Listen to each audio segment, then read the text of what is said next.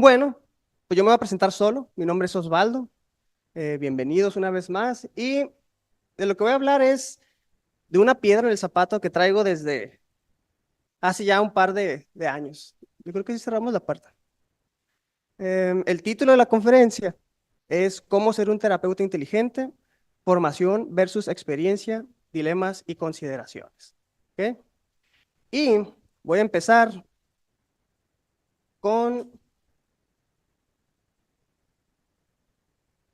dedicándoselo a todos mis amigos psicólogos de Facebook. ¿Ok? Muy bien. Ahora sí, un día me salió un TikTok que decía que tenía que iniciar todas mis ponencias con una historia personal y emotiva para que la gente conectara más con el mensaje que quiero transmitir. Así que, pues vamos a chismear. ¿Ok? Voy a dar tres pequeñas anécdotas que creo que le podrían dar un poquito de sentido a lo que quiero platicar justamente el día de hoy. El primer chisme o story time, como dicen en Instagram, es la lectura en frío que en 30 minutos hizo lo que no pude como terapeuta en 3 meses. ¿Sí? Les voy a dar un contexto rápido, ¿no? Érase una vez que tuve un consultante, tengo un consultante, que vino por un problema X, ¿no? Básicamente él quería tener una mejor interacción de pareja, una mejor interacción de pareja. Él notaba que se enojaba muy fácilmente, como que era un tanto celoso, nada extremo, pero él quería mejorar esa parte de él, lo cual me parecía muy bien, ¿no? Empezamos a trabajar en eso, empezaron las mejorías, pero algo que salía en consulta es que con su mamá no se llevaba tan bien. No me quiero poner muy freudiano, pero yo lo que le dije es, oye, esas habilidades que tú quieres aprender en este contexto de pareja, creo que las podrías aplicar con tu mamá e incluso te serviría para cuando tengas situaciones más o menos parecidas con tu pareja, pues las puedas implementar ahí también, ¿no? Y obviamente hubo muchísima resistencia, ¿no? Por parte de mi consultante, obviamente por la historia más larga que tenía con su mamá, etcétera, etcétera. Y era adolescente aparte, pues ya sabemos, ¿no? Pues resulta que esta persona por algún motivo fue con esas personas que hacen Reiki, ese tipo de terapias que son un tanto extrañas, ¿no? Y le hizo una lectura en frío. Para quienes no sepan qué es una lectura en frío, es básicamente que el paciente te dé toda la información y después dices que tú se la dijiste, ¿no? Le dijo al consultante, mira, me voy a acercar a ti y la energía me va a poner imágenes en mi mente. Y yo te las voy a decir y tú me dices de qué se trata. Y además, lo que venga a mi mente puede ser del pasado, puede ser que te esté ocurriendo hoy o puede ser del futuro. O sea, no había prueba de error ahí, ¿no? Entonces empezó la casi medium, ¿no? No, veo un campo de fútbol, ¿no? ¿Qué tiene que ver? Ah, pues yo juego fútbol, ¿no? Eso es. Y así se fue, se fue, se fue, se fue. Hasta que después de como que lo enganchó, como que tenía toda su atención, hasta cierta credibilidad había ganado, le empezó a hablar sobre justamente las relaciones con su familia. ¿Quién de tu familia? No sé. Voy a omitir cosas, detalles, pero voy a inventar similares, ¿no? ¿Quién de tu familia es huérfana, por ejemplo? Ah, bla, bla, bla. No, sí debe de haber, búscale. No, es que no, búscale. Ah, pues bueno, divorciaron mis abuelos. Ahí está, es huérfana tu mamá. Y empezó a decirle que tenía que mejorar la relación con su mamá porque si no, iba a mantener bloqueado no sé qué energías y no le iba a ir bien en su vida, pues. A partir de ahí, literal, como por arte de magia, mejoró muchísimo la relación con su mamá, pero muchísimo. Por esa conversación, lo que yo no pude hacer en 3 meses, con mi terapia basada en evidencia, ¿no? Y, flexibilidad, y pues esa señora con este tipo de conversaciones desbloqueó su chakra, ¿no? Bueno, eso a mí me llama muchísimo la atención. Story Time 2, para eso es. Aquí yo no era terapeuta, todavía era estudiante. Y una persona llegó diciéndome que tenía problemas de vaginismo, básicamente, ¿no? O sea, quería tener relaciones sexuales con su pareja, pero no podía, no podía, no podía. Entonces busqué un protocolo. Mira aquí de sensibilización sistema. Vamos a hacer, pero le dije, primero ve a un ginecólogo, porque si es algo biológico, pues para que lo cheques. Fue con el ginecólogo, pues la revisó, todo estaba perfecto. Le preguntó, ¿pero qué te pasa? Me dijo, no, pues mira, no puedo tener relaciones, me duele, ta, ta, ta. Y el médico, con su bata blanca, le dijo, mija, la toma el hombro. Para eso es, para eso es. Y la muchacha dijo, pues sí es cierto. Y a partir de ahí, esta señorita, bueno, ya señora, porque tiene 2 hijos. Eh, ya, su vaginismo, listo. No ocupó ir a terapia, no ocupó hacer absolutamente nada, solamente ocupó que alguien con bata, pues le dijera que para eso era. Yo creo que aquí la bata blanca, señala la bata blanca porque no me imagino que alguien más le diga, para eso es, iba a escuchar muy, muy feo, ¿no? Pero la autoridad que da el ser médico tuvo un efecto notorio y permanente además. Chismecito 3 o Story Time 3, este ya lo he platicado, pero es la danza erótica que alivió de una depresión a una viuda cuyo super yo reprimía los deseos del ello. Me voy a ir muy rápido en esta. Era una persona que había enviudado, estaba muy deprimida, muy inactiva, casi ni se bañaba, ese tipo de cosas que vemos en una persona deprimida. Va con una persona de una corriente psicoanalítica y el psicoanalista en su análisis descubre que pues ella no quería tener intimidad con nadie más, ¿no? Porque era una viuda de esas de antes así, ¿no? Y de hoy todavía, ¿no? No se iba a entregar a nadie más porque, aunque su esposo ya había muerto, pues era mujer de un solo hombre, ¿no? Entonces el psicoanalista le dijo, le recomendó que tomara clases de lambada, porque en la lambada pues hay que pegar los cuerpos y bailar un tanto eróticamente, ¿no? Entonces, según el psicoanalista, a través de ese tipo de bailes, ella iba a desfogar un poquito, ¿no? De sus deseos sexuales reprimidos y que se iba a curar de depresión. Y en efecto, la señora fue y, pues sí, se dejó de estar deprimida. Aquí me voy adelantando un poquito, pero pues muchas personas podrían, de una inclinación conductual, hablarían de que hubo una activación conductual, que la señora se paró, se bañó, fue, encontró un local, se inscribió, se metió, conoció gente, bailó, etcétera, ¿no? Y unos le atribuirían el éxito a la terapia a esa parte desde la perspectiva conductual y otros, como en el caso del psicoanalista, pues no, le faltaba un poco de desfogue que obviamente su superior le permitiera, ¿no? Muy bien, estas son 3 historias rápidas que espero que vayan contextualizando. Y la pregunta que yo me he hecho desde siempre es, pues, ¿qué carajos pasó? O sea, como por qué funciona. ¿Quién tiene más razón? ¿Ellos o uno, ¿no? Que tiene aquí, ¿no? Las gráficas, ¿no? La verdad es que no lo sabemos, pues, ¿no? Y creo que esta pregunta es muy importante, ¿no? ¿A qué se deben los cambios? ¿Qué lo explica mejor? Creo que sería importante preguntarse, ¿son duraderos los efectos? En los 3 casos que mencioné, en uno, en dos, en todos. Fue suerte, le atinó, fue una chiripa de esas cosas que pasan a veces, ¿no? Que la pasan a uno también, ¿no? Es ético medio jugar a la suerte, en dado caso que haya sido suerte. Em, es ético mentirle a un paciente. Yo he tenido pacientes que les veo que se les come la culpa porque fallece alguien y no dijeron algunas palabras. Nada me costaría decirme, ¿sabes qué? Soy medio medium yo y soñé que fulano te perdonaba. Y yo sé que le va a traer un gran alivio, pero es ético. Aunque se llegue al objetivo deseado, en teoría. No sé, eso yo lo dejo a ustedes a que se lo respondan, ¿no? Pues nos dice Patricia Durán, investigadora y docente en FES Iztacala o en la UNAM.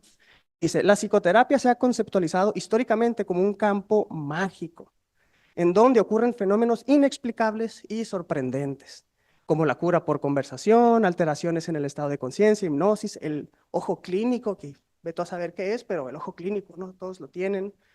Tal vez en ningún otro campo de aplicación y del conocimiento psicológico existan tantos mitos y creencias que interfieran con el aprendizaje y diría yo, y la enseñanza también. Es difícil enseñar algo que no tenemos claro, ¿no? Como ocurre pues en la psicología y en la psicoterapia. Entonces, volviendo a la pregunta, ¿no? ¿Cómo ser terapeutas inteligentes si en psicología todo es confuso? ¿Cómo podemos enseñar algo que no entendemos a veces del todo, ¿no? Con honrosas excepciones, ¿no? Entonces aquí me gustaría hacer una distinción rápida, ¿no? Es lo mismo ser psicólogo que terapeuta. ¿Ustedes qué piensan? ¿Será más o menos lo mismo? ¿No? ¿Tienen que ver? Deseablemente sí, pero no necesariamente. Y no, no es lo mismo ser psicólogo a ser terapeuta. Un psicólogo es un científico. ¿Por qué? Porque si la psicología es una ciencia, ¿qué hace un psicólogo? Pues hace ciencia, es un científico. Busca conocimientos, estudia los fenómenos, ¿no? analiza todo lo que puede analizar, hace teorías, metateorías, etcétera, ¿no? Y un terapeuta, ay, perdón, si la terapia es una interacción muy especial, voy a decir, donde se busca alcanzar algunos objetivos generalmente de bienestar, de salud, etcétera, pues obviamente un terapeuta, a expensas de que mucha gente se enoje con esto, pues es un profesional, ofrece un servicio profesional, te están pagando aparte, bueno, casi siempre, ¿no? ¿Sí? Entonces, es muy diferente ser psicólogo a ser terapeuta. Y si nosotros queremos ser inteligentes como terapeutas, vamos definiendo qué es eso, ¿no? De ser inteligentes. Todas las citas aquí les voy a poner los autores, los artículos, igual se los paso en PDF todos, ¿no? Bueno, nos dice Carpio, según Ryle, la inteligencia es una condición disposicional del comportamiento efectivo, ¿sí? Que resuelve algún problema sin ser repetición de otros, como en el caso pues de las rutinas, ¿no? Sino una variante apropiada que se adecua exitosamente a las modificaciones que cada nueva situación puede tener respecto a las previas. ¿Ok? Otros autores como Emilio Ribes, Julio Varela, Quintana, también han caracterizado el comportamiento inteligente como una conducta variada y efectiva. Estos dos componentes están en el comportamiento inteligente. En situaciones novedosas, que evoluciona como disposición a la efectividad con base en una historia individual de desempeños exitosos en situaciones, problemas particulares. La inteligencia es una característica de nuestro comportamiento, no es como el color de tus ojos, pues no es algo inherente en sí al humano, sino a su comportamiento. Y para hacerlo más claro, aquí está una taxonomía propuesta por Rives, en donde ser inteligente es ser efectivo y variado. Todas las demás combinaciones, por decirlo así, son otro tipo de comportamientos que podrían parecer inteligentes, pero que no necesariamente lo son, o no lo son, pues, ¿no? Por ejemplo, cuando una persona es buena haciendo algo, efectiva, soy buen terapeuta, si queremos poner, o soy bueno para tocar la guitarra, toco la guitarra, soy buenísimo, soy muy efectivo, pero no soy variado. O sea, me cambian de tono la canción y ya no sé qué hacer porque yo me la sé en sol y me la pones en la, no, ¿qué es eso, no? Entonces no es que mi comportamiento no es inteligente, no se ajusta, es una habilidad, soy hábil, nada más. ¿Ok? Si mi comportamiento es efectivo, pero no es variado, o sea, yo puedo resolver algo, pero en una situación diferente, tampoco ya no sé qué hacer y no soy, perdón, mi comportamiento varía, perdón. Yo hago muchos intentos, intento de una forma, intento de otra, intento de aquella, intento de la otra, intento de mil maneras, pero nunca doy con el clavo. A eso se le llama un comportamiento creativo. Y más recientemente le llaman comportamiento exploratorio, ¿no? ¿Ok? Y obviamente, pues si no doy con bola, como dicen, y aparte no sé, nada más lo sé hacer de una manera, pues mi comportamiento es deficiente, ¿no? Entonces, un terapeuta inteligente sería aquel que es efectivo, se logra ese criterio de logro y lo puedo yo hacer de distintas formas conforme incluso el contexto va cambiando. Es el comportamiento inteligente. Un terapeuta que aplica el protocolo como receta de cocina, escucha al paciente y pues casi no lo escucha porque aquí ya sé lo que tengo que hacer, pues es una persona hábil, pero no necesariamente va a ser muy efectivo, ¿verdad? Y así estas combinaciones. Entonces, um, ¿qué implica ser un terapeuta inteligente? Pues ser efectivo y ser variado. Em, ¿Por qué debemos de ser efectivos y variados? Bueno, repito, hay que ser efectivos. Si lo quieres ver desde el punto de vista más mundano, te están pagando pues para que ayudes, etcétera, etcétera. Hay que ayudar a la persona y hay que ser variado porque pues incluso la misma persona a la siguiente sesión, metafóricamente hablando, pues ya no es la misma, ¿no? Las situaciones cambian, pasan cosas, ¿no? Hay que ser efectivos y variados. Ok, bueno. La pregunta que incomoda a muchos es la siguiente. Se necesita ser teóricamente correctos para ser terapeutas inteligentes. ¿Ustedes qué creen? Yo me imagino que ayuda, pero se necesita ser teóricamente correcto, tener los más grandes avances para ser un terapeuta efectivo y variado. ¿Quién dice que sí? ¿Quién dice que no? Nadie dice nada. Los tengo apantallados a todos. Muy bien. Pues resulta que tú puedes ser un excelente psicólogo y ser un mal terapeuta, o sea, no ser deficiente, pues, ¿no? También puedes ser un muy mal psicólogo, no haber abierto tal vez ni un libro de psicología en tu vida y ser un muy buen terapeuta con dar buenos resultados. Esas cosas pasan. Puede ser un psicólogo muy bueno y un terapeuta muy bueno y también, pues ya, lo que nadie desea, ser un mal psicólogo y pues ser un mal terapeuta. Muy bien. Entonces, volviendo a la pregunta, ¿se necesita ser teóricamente correctos para ser un buen terapeuta? Y la investigación nos dice, uno esperaría que sí, uno pensaría que sí, pero no. Ejemplos como los story times que les di abundan en las calles, abundan. Hay muchos buenos terapeutas que saben poco de psicología o de psicología científica, si le quieren poner algo así como ese tipo de etiquetas, ¿no? La misma Patricia Durán nos dice que poco tiene que ver, por no decir nada, poco tiene que ver la orientación teórica con ser un terapeuta efectivo, ¿sí? De hecho, a lo mejor la riego aquí, pero incluso el MIRE, que es un metamodelo, bueno, el que nos acaba de explicar Michelle, modelo integrativo, contempla un montón de herramientas sin importar de qué teoría vienen. Eso sí, ¿no? Fue muy claro en que haya demostrado ser efectivo, ¿no? Pero no ocupamos ser tan correctos en la teoría para ser buenos terapeutas, tristemente, ¿no? Em, existen cosas que son muy importantes en un proceso de terapia, diría yo, incluso más importantes que la teoría. Yo sé que la gente se va a empezar a confundir, pero espérense hasta el final de la ponencia, ¿no? Uno de los factores que tienen mayor relevancia es justamente la percepción del cliente, la percepción del paciente.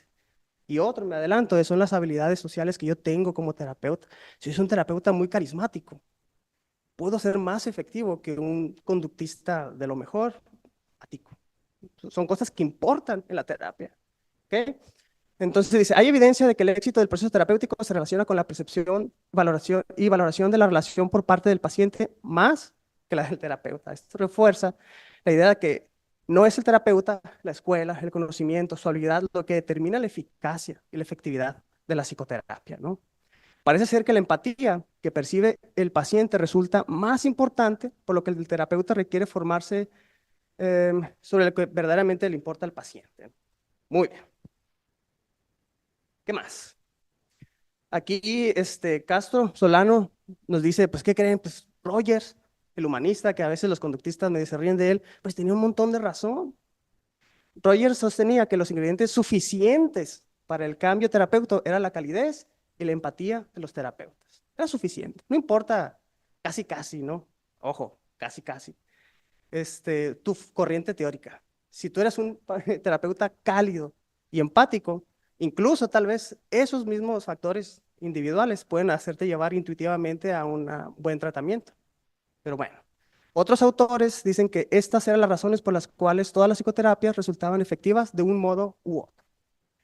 ¿Cómo que las terapias efectivas? Bueno, una vez más Durán dice, si no son las competencias teórico-metodológicas, es muy probable que tienen que ver las competencias de naturaleza interpersonal más, todavía hablando de la efectividad en el proceso de terapia.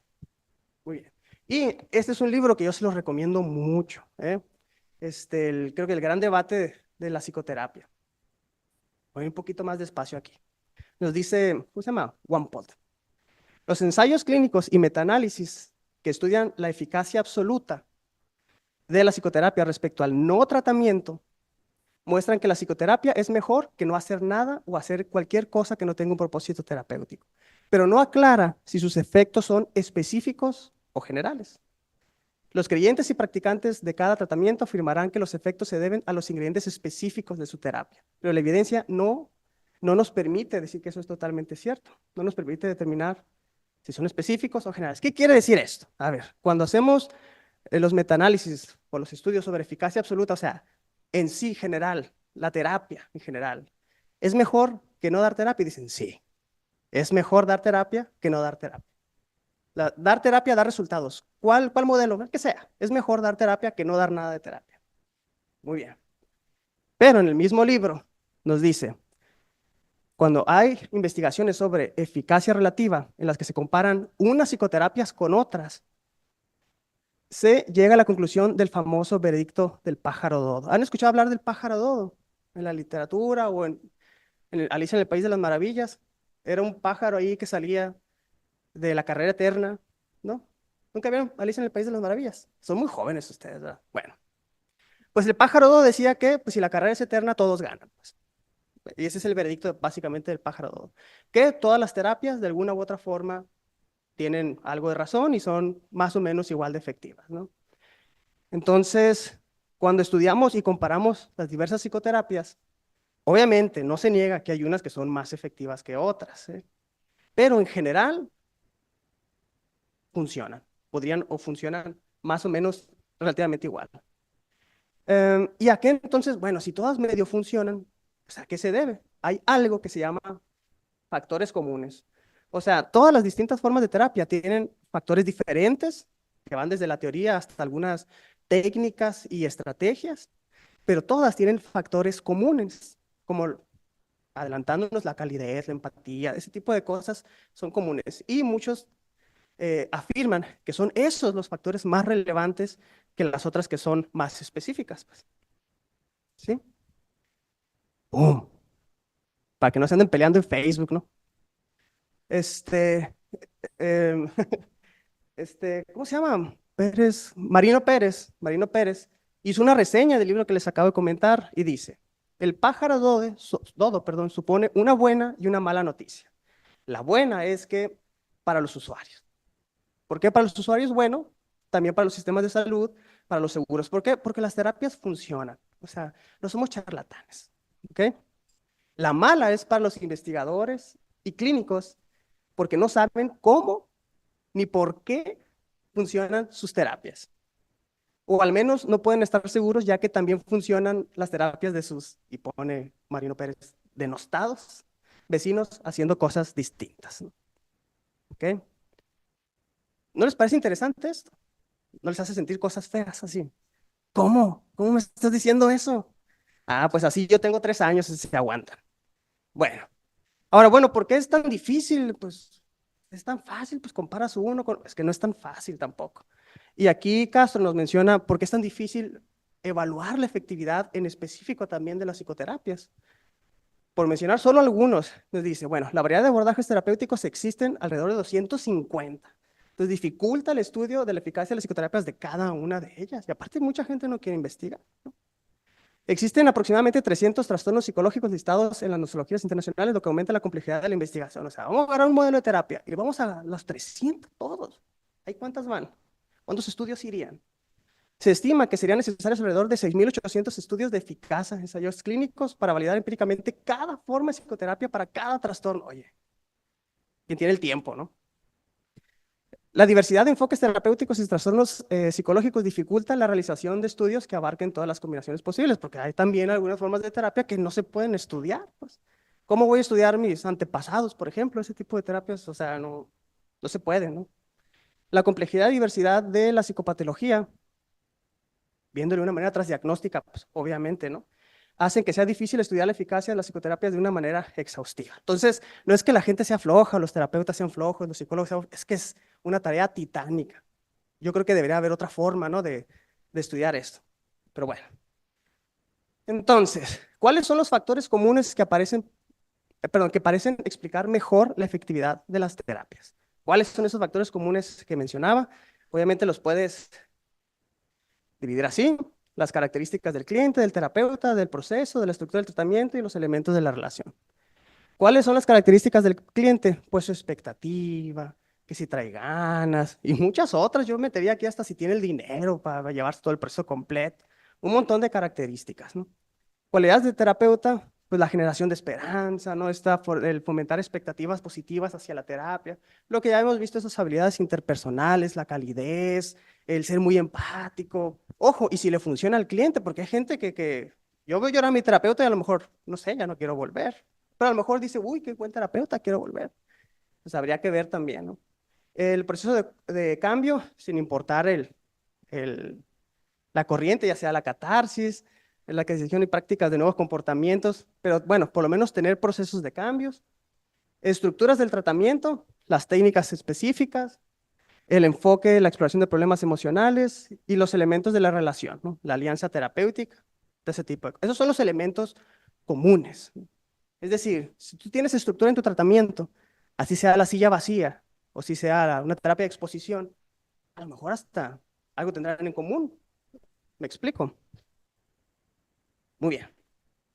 Y pues si no me creen, aquí les pongo, ¿no? Esta brújula, ¿no? Que se utiliza mucho en la terapia de aceptación y compromiso, donde explora las distintas áreas vitales, ¿no? Desde la espiritualidad, la familia, todas estas cosas, ¿no? Pero también les pongo aquí el ciclo vital que usan los coaches desde los 80s. O sea, los coaches utilizaban la exploración de los valores antes de las personas, bueno, antes de que se incorporara la terapia de aceptación y compromiso. Es literal casi lo mismo. Bueno, voy a corregir, parece lo mismo, ¿no? Entonces, si parece lo mismo, a lo mejor hacen cosas similares, aunque su explicación sea otra. Em, Se puede estudiar lo que se hace en terapia. Esta diapositiva se me olvidó borrar esa. Hay un estudio de Frohan que se llama El proceso terapéutico momento a momento. También se los voy a mandar en PDF. Y es una investigación increíble porque literal, segundo a segundo, se va midiendo qué es lo que está haciendo el terapeuta con su paciente. Y se catalogan ciertas morfologías. Ojo, no importa si eres psicoanalista, a lo mejor estás reforzando, a lo mejor estás castigando, a lo mejor hay una morfología instruccional, una morfología de motivación, que le ayudes a discriminar al paciente, le das información, y tú puedes estudiar eso.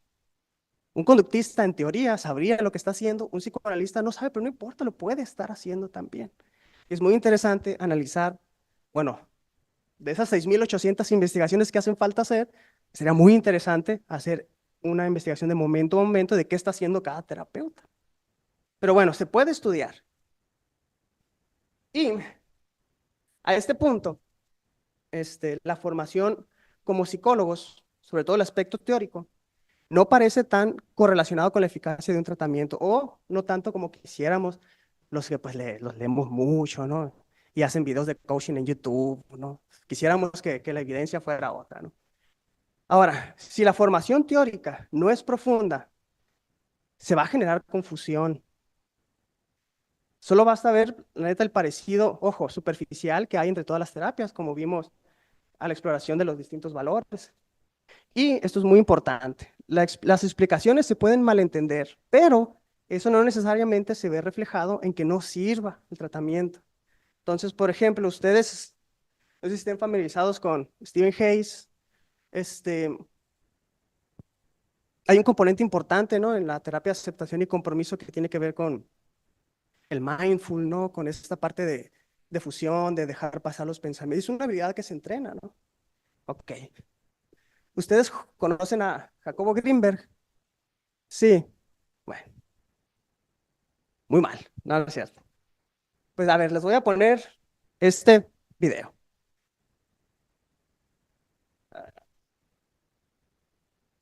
¿Dónde está?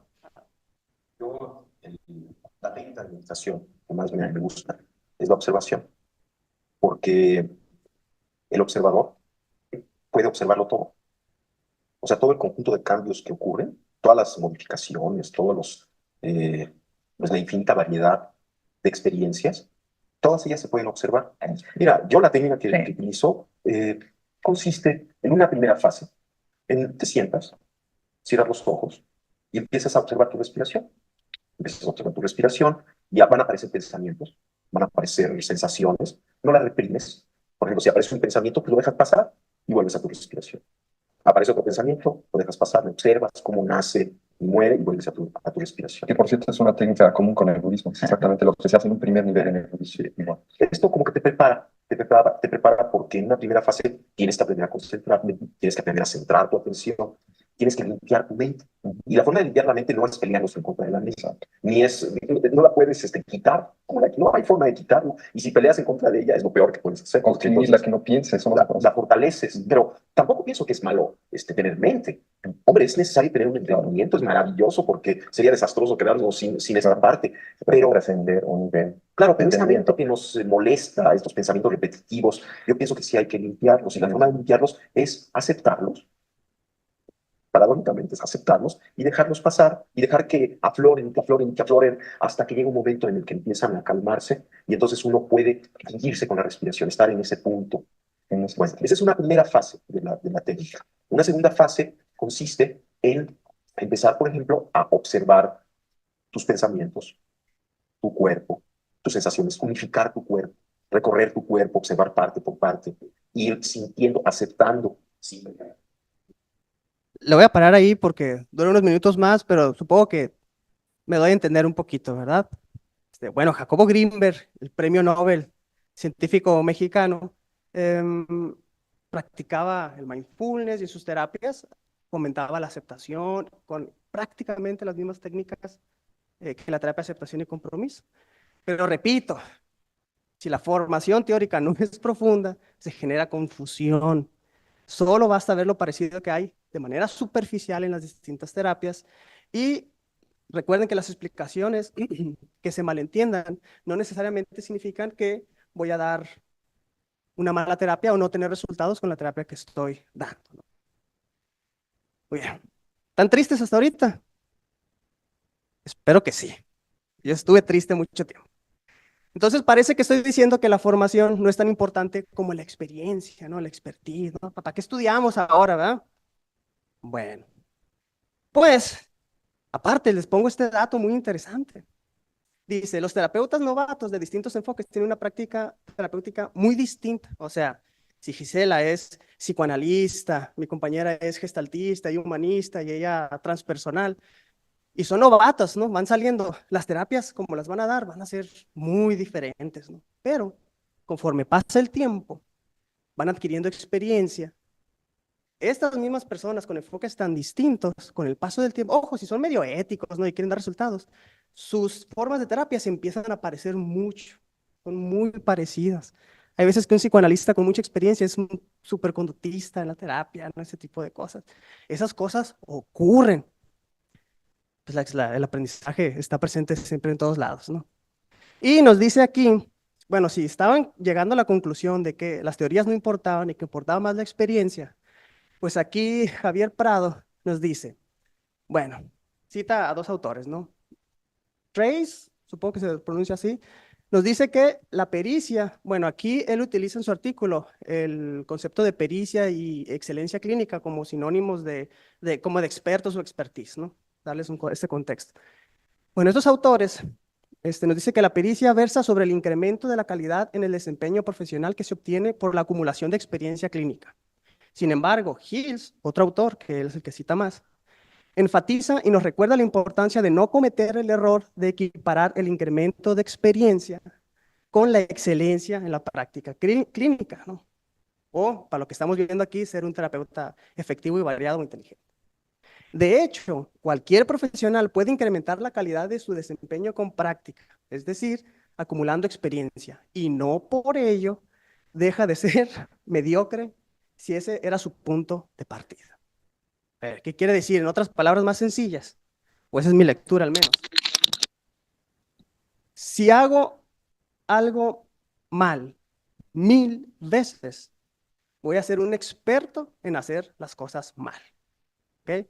Entonces no es solamente la formación o la experiencia me va a dar todo, pues tampoco se trata de eso, ¿no? Si una vez, y esto es un dato interesante, que no sé por qué lo puse aquí, yo creo que andaba rumiando, ¿no? Pero ojo, si tú eres una persona que pone mucho en práctica, ¿no? Y a veces sí te funciona y a veces no te funciona, pues déjame decirte que estás en un programa de reforzamiento intermitente y ya sabemos qué pasa, ¿verdad? Y si no, se los dejo de tarea. O sea que van a seguir practicando así de una manera descontrolada, voy a decirlo así, ¿no? Muy bien. Entonces, ni la formación ni la experiencia son claves Tres puntos suspensivos, pues por sí mismas, solas no son claves. ¿Qué nos queda? Es que iba a ser muchos dramas, por eso tengo tantas diapositivas, pero me voy a ir más lento. Bueno, tenemos que dejar de ver la formación, incluso, sobre todo la parte teórica, y la experiencia como cosas antagónicas, ni mucho menos aisladas, ¿no? Para ser un terapeuta inteligente, tenemos que agarrar del mango lo mejor de ambos mundos, ¿no? Y ahí tenemos la formación de psicólogos clínicos en las universidades, es un papel importante, y algo que se llama práctica deliberada, que eso no te lo va a dar la universidad, ¿eh? Y ahorita vamos a ver a qué nos referimos con esta parte de práctica deliberada, ¿no? Bueno, repito, Patricia Durán, con la que empecé las citas, ¿no? Ella hace investigación sobre diseños instruccionales en terapeutas clínicos ahí en, pues Iztacala o en la UNAM. Bueno, es la misma, pero no sé dónde esté ella. Y nos menciona estos 4 rubros de cómo pasar de novato a experto. ¿Ok? Qué padre que allá los formen así. Bueno, el novato tiene un conocimiento referencial adquirido por el contacto con reglas en situaciones ambiguas, ¿no? Básicamente es el primer contacto de ser testigo, ¿no? El aprendiz tiene un conocimiento coherente y específico adquirido a través de observación y consideraciones de hechos y reglas en situaciones concretas. Va avanzando un poco la experiencia, pero de manera controlada, ¿no? Con su desarrollo como terapeuta. Un practicante tiene un conocimiento detallado y funcional adquirido a través de la exposición a problemas complejos sin soluciones preestablecidas. Voy a quitar ese A. Y un experto, bueno, pues tiene un conocimiento adquirido a través de la realización de tareas que requieren altos niveles de experiencia y adquisición de conocimiento teórico. Ahí están las dos cosas que nos interesan. El modelo de Durán no se lo copió, se basó en los principios de David Merrill, creo que se pronuncia, el aprendizaje centrado en tareas en el mundo real, un tanto parecido al principio de aplicabilidad de Julio Varela, diría yo. Y está en la fase de activación, el estudiante activa conocimiento previo relevante a la tarea, demostración, o sea, le demuestran al estudiante, el estudiante observa una demostración de habilidades a aprender, la aplicación, el estudiante aplica el conocimiento de habilidades recientemente adquiridos y la integración a su vida cotidiana. Em, y, bueno, qué bonito que tuviéramos una formación así, yo creo que así se debería hacer. Y hablando sobre lo que les comentaba de la práctica deliberada, es una forma de, voy a decirlo así, una filosofía de llevar la psicoterapia a un constante momento de aprendizaje, de autoevaluación, de autocrítica y demás, ¿no? Podemos distinguir 3 formas de práctica: la rutinaria, que es trabajar como habitualmente se ha hecho, pues hacer terapia y ya.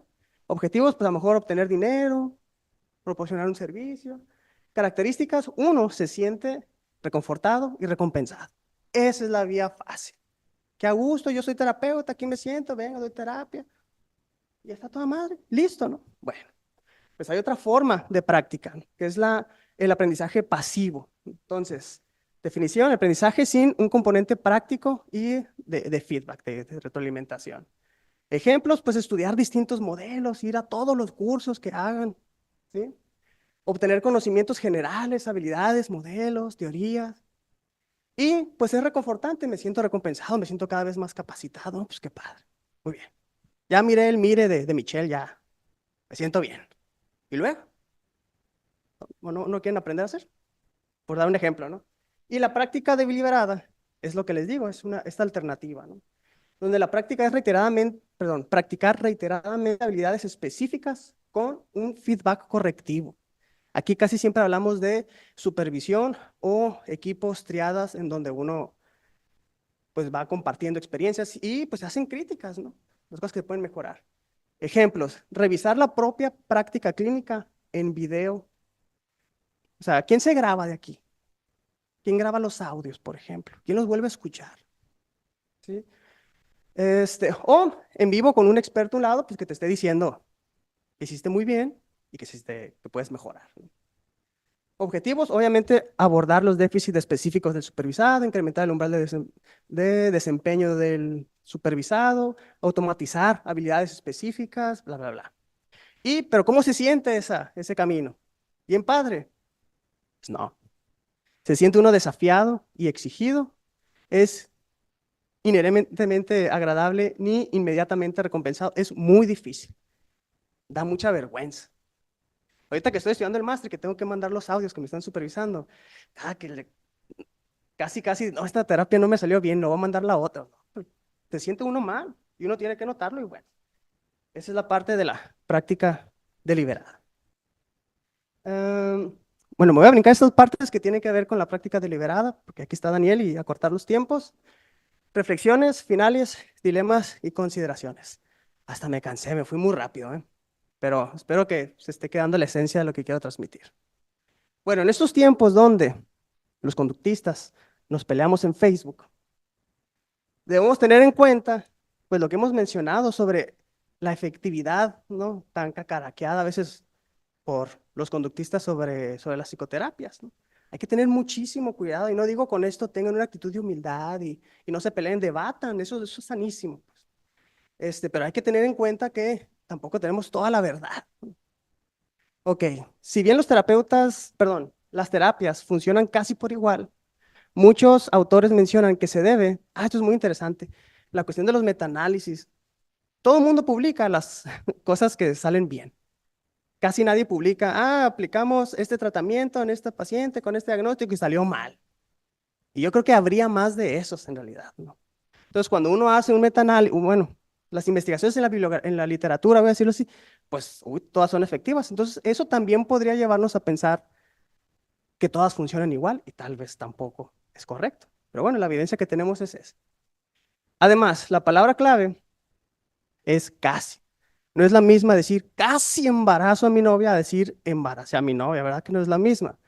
Y cuando digo casi, me refiero a que existen terapias que sí destacan sobre otras.